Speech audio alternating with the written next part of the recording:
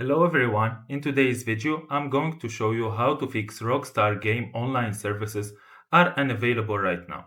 So first thing you need to do is open your browser and search for check Rockstar server status, then open this first website.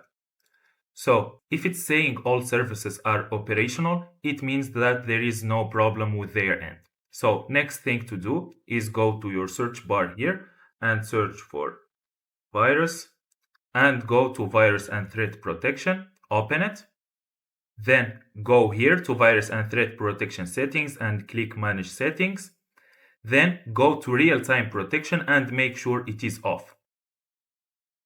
So you are only doing this while playing with Rockstar services. So after finishing, you need to turn them back on. So this should fix the problem. If you find this video helpful, don't forget to like and subscribe in the channel. Thank you for watching.